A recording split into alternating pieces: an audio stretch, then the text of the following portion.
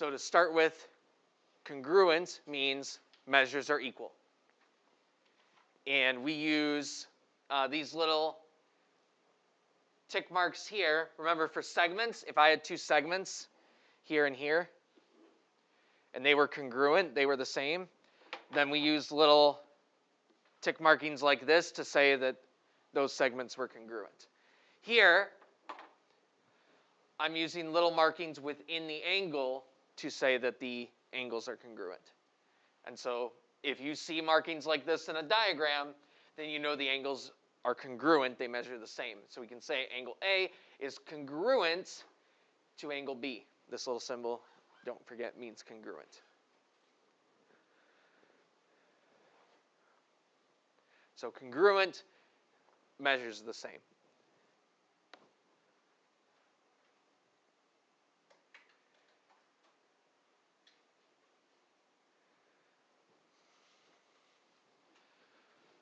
Definition of an angle bisector.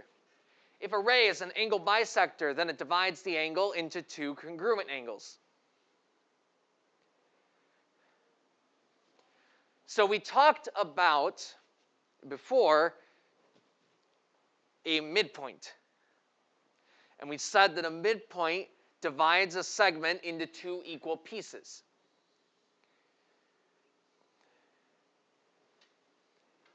And we set up and solved some equations with that. This is going to be the same thing for angles. And we actually said that a midpoint is going to bisect a segment. And we talked about bisecting meaning splitting in half. Here comes bisector again. And this time, it's an angle that's being split in half. That's being split into two equal pieces.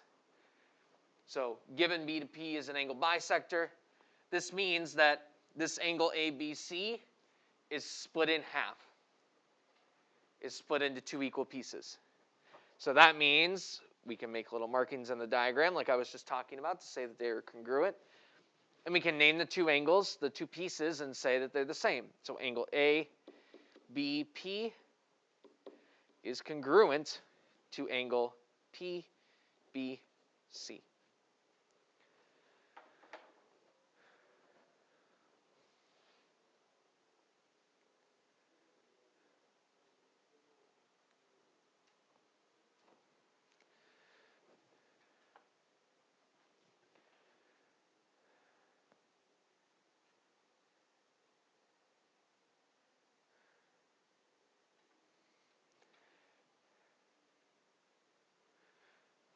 So that's what a bisector is. Bisector splits the angle in half into two equal pieces. So that means we'll be able to set up and solve some equations and get some ideas about those pieces. So let's look at some examples. In the diagram, ray M to N bisects angle PMQ. And we know that angle PMQ measures to be 122 degrees. And we want to find the measure of angle PMN. So first off, let's figure out what PMQ is, where it is in a diagram.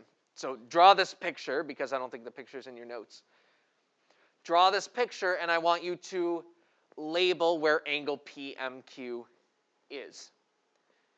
And you should label it as 122 degrees. That's the first thing I want you to do.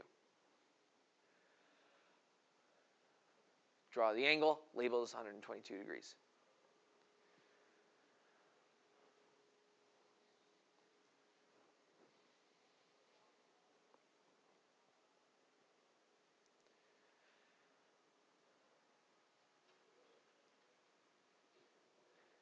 And hopefully you realize that P to M to Q,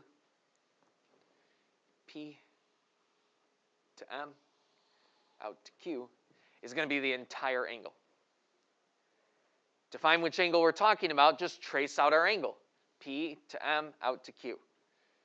So that's this entire angle being 122 degrees. So if I know that the whole thing is 122 degrees, I want to find the measure of angle PMN. PMN is this angle right here. But we know that we have a bisector, which means that it splits the angle in half. Splits the angle in half into two equal pieces. So the measure of angle PMN, if I know that the entire angle is 122, and I know that I got this bisector that's going to split it in half, well then, it should be half of the entire angle.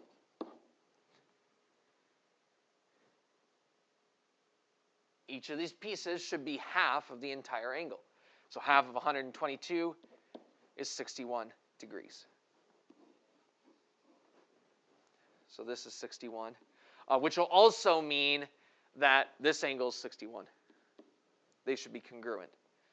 We can even put little tick marks if we want to say that they're congruent.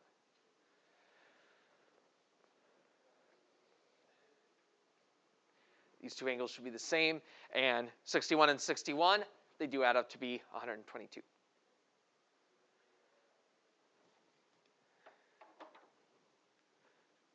So bisector is going to cut through the angle in half.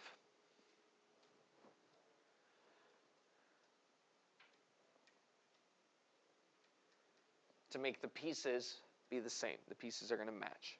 If this is 61, this also has to be 61.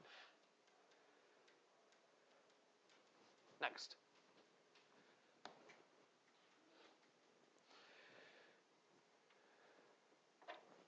In the diagram, N to E bisects angle DNF. We're going to find a measure of angle ENF. All right, so this is a tricky one because we have measure of angle DNF is 11x minus 40. So DNF, D to N out to F. That's the entire angle again. That entire angle is 11x minus 40.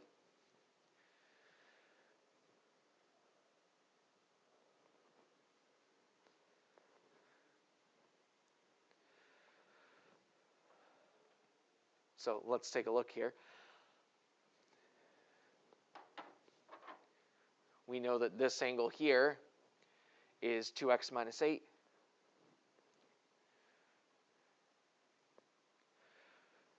So these two angles that we just labeled are not the same. They are not going to be the same. This is just a little piece of the angle, and this is the entire angle.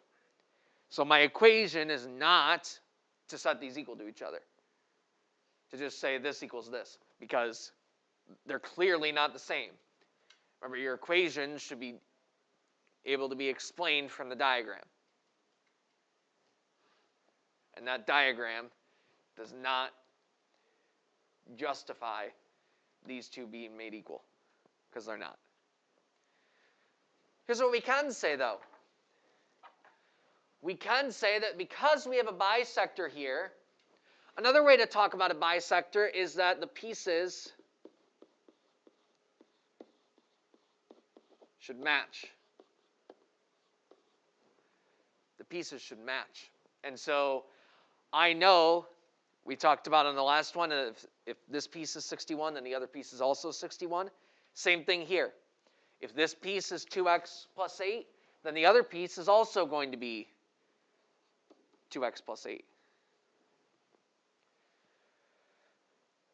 Because the pieces have to match. They have to be the same. That's why if we knew the pieces, then we could set things equal to each other. Then we could say this piece equals this piece. But we don't have that. We have the piece and the whole thing. So here's what we're going to do. We're going to add the pieces and give us the whole thing. The whole thing is 11x minus 40.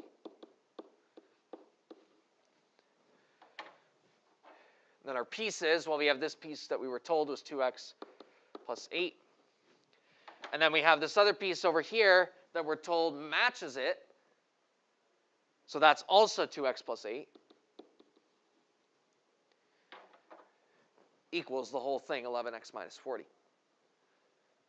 That's our equation. And now we can solve that. 2x and a 2x is 4x.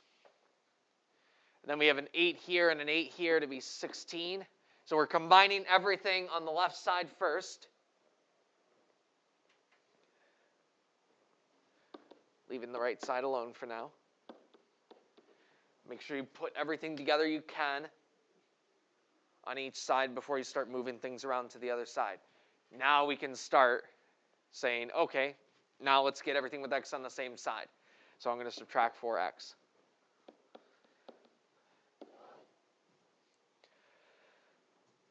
X cancel, we have 16 on the left here.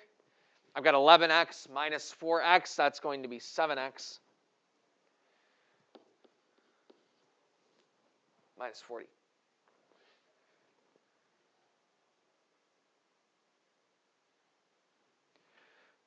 So we can add 40 to both sides to get rid of the subtraction, and then divide to get rid of the multiplying. So we get x to be 8. We get x equaling 8.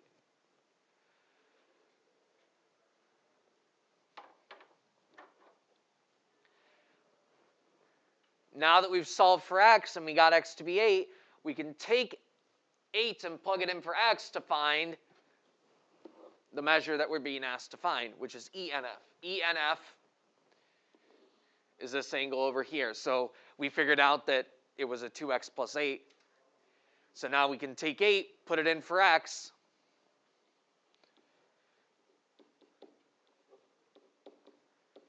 Equals 2 times x, we said was 8, plus 8.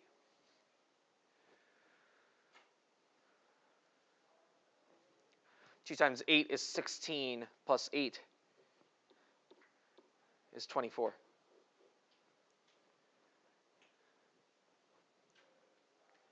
So that's the measurement we're being asked for.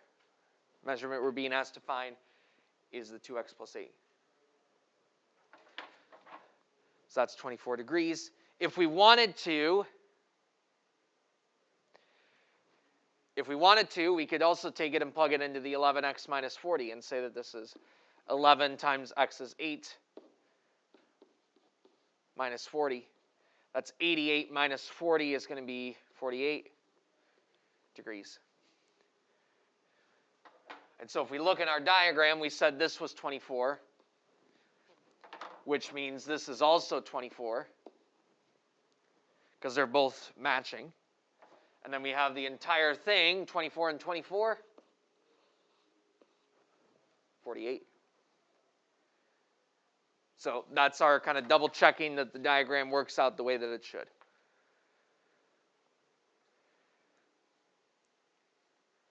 Questions on any of that? Here's the idea.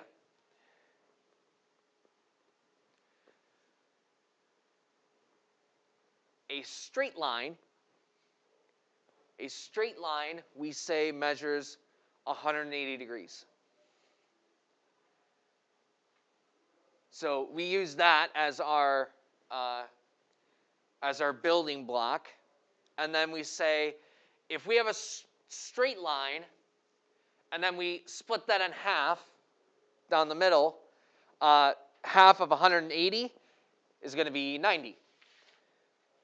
So we use that as our kind of cutoff, our halfway, and say, let's split our angles into everything below 90 and everything above 90.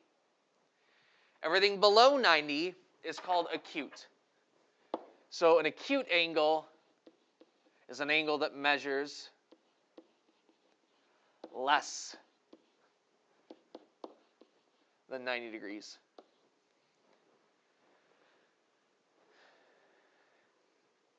And then our other word is obtuse. Obtuse angle is an angle that measures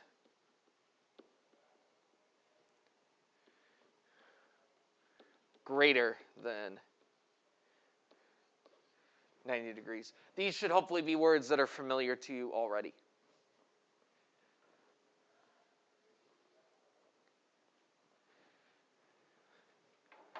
And then we also have, as I said, a straight line.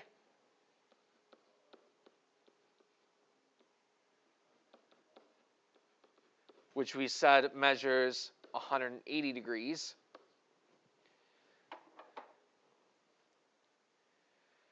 And then we also have a right angle, which is going to measure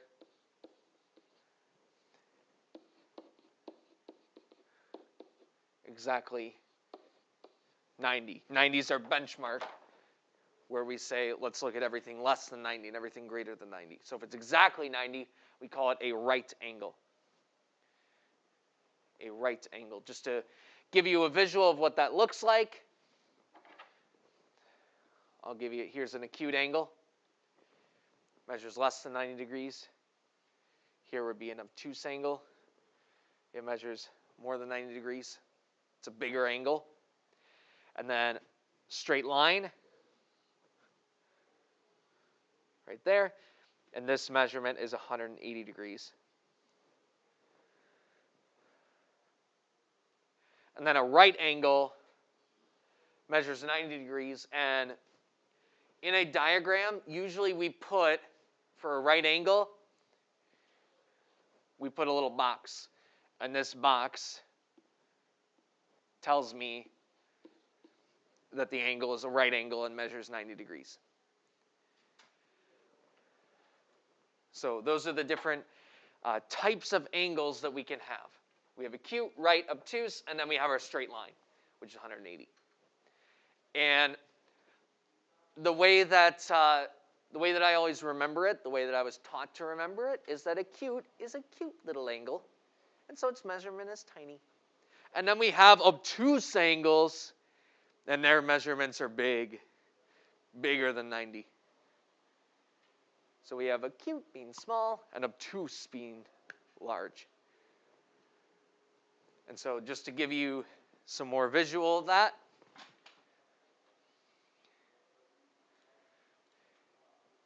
here we have an angle. This is which type of angle right now? That's obtuse because its measurement is 151 degrees. That's bigger than 90. But I can drag this around. And I said yesterday that the measurement of the angle is basically measuring how far apart the directions are that the two different rays go in. And so you'll see here that when I bring these to almost face the same direction, that the angle measure gets smaller and smaller. Right now the angle is 8 degrees, really small, because they're almost going the same direction.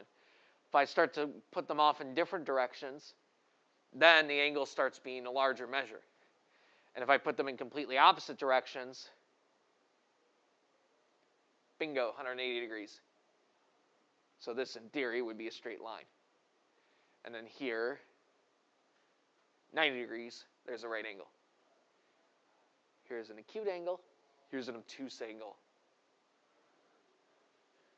So that can give you a bit of a visual of the different types of angles we can have.